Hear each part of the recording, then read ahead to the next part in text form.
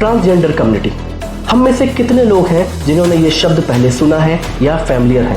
हाल फिलहाल में एक सर्वे किया गया, उसके अनुसार लगभग 69% भारतीय ट्रांसजेंडर कम्युनिटी को एक फिजिकल डिसेबिलिटी मानते हैं। लगभग 57% भारतीय ट्रांसजेंडर्स को एक मानसिक बीमारी मानते हैं। 55% भारतीय ट्रांसजेंडर कम्युनिटी को हमारी सभ्यता और संस्कृति के ऊपर खतरा मानते हैं। 49% भारतीय ये मानते हैं कि ट्रांसजेंडर कम्युनिटी एक पाप कर रही है, और मात्र 20% भारतीय हैं जो ट्रांसजेंडर कम्युनिटी के बारे में या तो पूरी जानकारी रखते हैं या उनसे कभी मिले हुए हैं।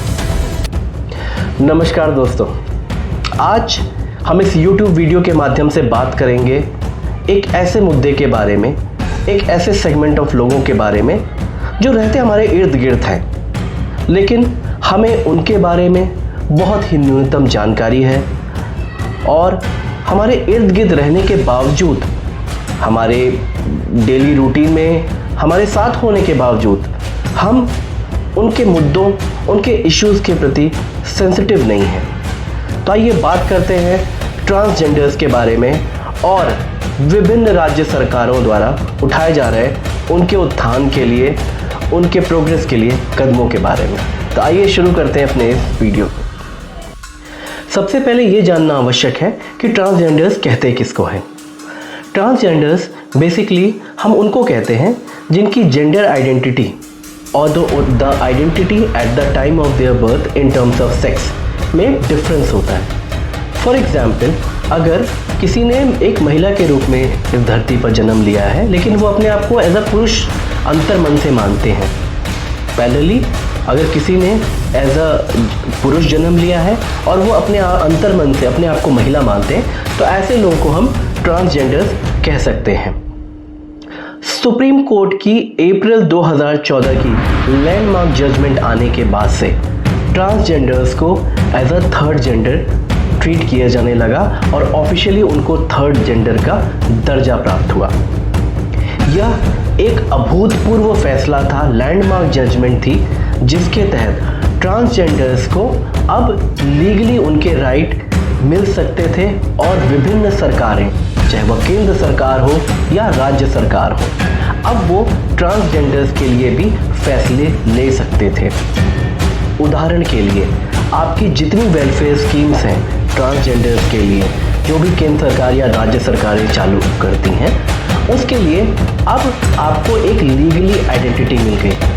डिफरेंट सोशल ऑर्गेनाइजेशंस जो ट्रांसजेंडर्स पर काम करती हैं, उनकी एक विस्तृत रिपोर्ट है जिसके अनुसार ट्रांसजेंडर्स का समाज में एक तरह से एक्सेप्टेंस ना होना, उन परिवारों में एक्सेप्टेंस ना होना, एक बहुत बड़ी वजह होता है कि ट्रांसजेंडर्स कम्युनिटी के लोग कई बार डिप्रेशन, सुसाइड या इस तरह के विविध हादसों के शिकार होते हैं। ट्रांसजेंडर्स के प्रति समाज में जो सेंसिटिविटी नहीं है, ये भी एक बहुत प्रमुख मुद्दा है जो शायद सामाजिक तौर पर और सरकार के द्वारा से चलाने की आवश्यकता है। लेकिन हम आज बात करेंगे कि क्या कोई राज्य सरकार, क्या कोई सरकार ऐसी है, चाहे वो केंद्र सरकार, राज्य सरकार, किसी भी यूटी की सरकार, जिसने ट्रांसजेंडर्स को अपनी प्रायोरिटी लिस्ट में रखा है या उनके प्रति कोई काम किया है। क्योंकि हम जानते हैं ट्रांसजेंडर्स की इतनी बड़ी संख्या तो है नहीं, ये इतना बड़ा वोट बैंक तो बनते नहीं, तो क्या किसी राज्य सरकार ने इनकी ओर देखना उचित समझा? वैसे सुप्रीम कोर्ट की स्पष्ट गाइडलाइंस हैं कि हर जिले पर anti discriminatory cell specifically to transgender community बनाने की आवश्यकता है। सुप्रीम कोर्ट ने बार बार इस मुद्दे पर जोर दिया है, लेकिन हम सब जानते हैं कितनी फंक्शनल एंटी डिस्क्रिमिनेटरी सेल हर डिस्ट्रिक्ट पे हैं। लेकिन इसके आगे चलते हुए तमिलनाडु ने जिस तरह से काम किया है, उस राज्य के द्वारा जिस तरह के मेजर्स और सिग्निफिकेंट स्टेप्स लिए गए हैं पर्टिकुलर टू ट्रांसजेंडर कम्युनिटी, वो एक रोल मॉडल रहे हैं। उदाहरण के लिए, ट्रांसजेंडर कम्युनिटी को थर्ड जेंडर का दर्जा मिलने के पहले भी तमिलनाडु सरकार ने कई सारे ऐसे अभूतपूर्व प्रोजेक्ट चलाए हैं। तमिलनाडु में ट्रांसजेंडर कम्युनिटी को बेसिकली अरावानी कम्युनिटी या अरावानी समाज के तहत बोला जाता है, आमतौर पर यह प्रचलन का शब्द है। और इसी से जुड़ा हुआ अरवानी आर्ट प्रोजेक्ट भी है, जो ट्रांसजेंडर कम्युनिटी और बाकी लोगों पे एक अवेयरनेस थ्रू आर्ट, ये एक कला है जिसके थ्रू अवेयरनेस फैलाई जाती है, और राज्य सरकार ने इसको बहुत प्रोत्साहन दिया है। लगभग 2008 से ही थर्ड जेंडर, जो हम 2014 के बाद से ट्रांसजेंडर कम्युनिटी इस्टेब्लिश हुई, उसके पहले से ही 2008 से ही तमिलनाडु सरकार ने, चाहे एजुकेशनल इंस्टीट्यूशन हो, चाहे अवेयरनेस हो, through various means transgender community को एक उचित नाम और पैदान और इज्जत दी है।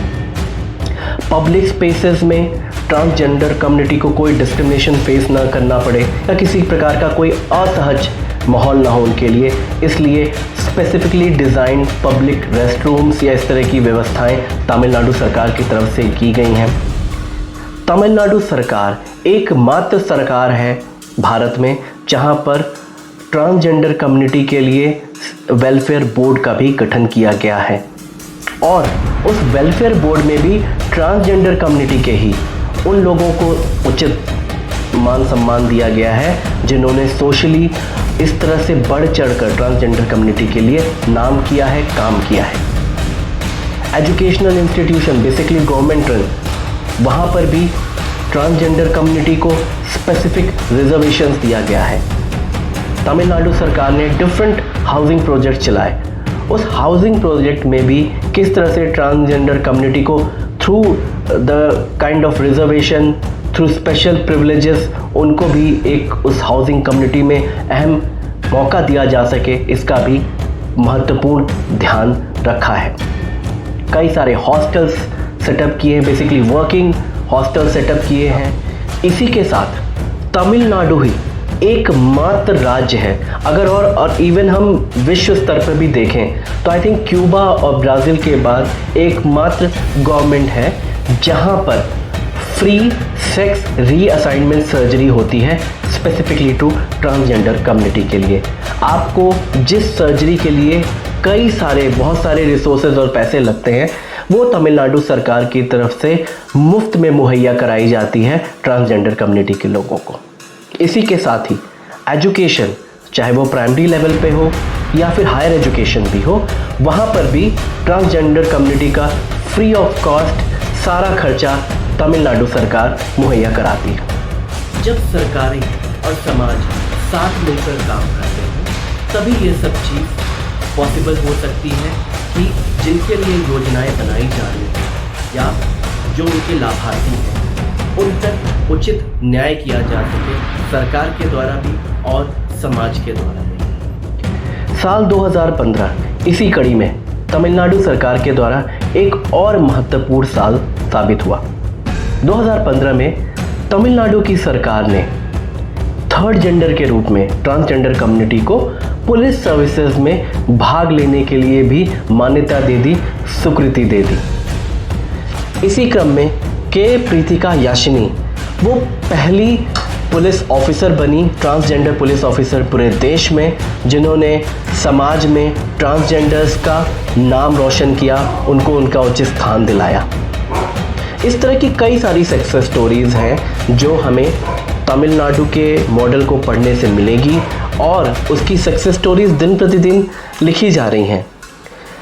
इस तरह के एक्सरसाइजेस जो कोई राज्य सरकार करती हैं तो विभिन्न राज्य सरकारों को, इवन केंद्र सरकार को भी उससे सीखने को मिलता है।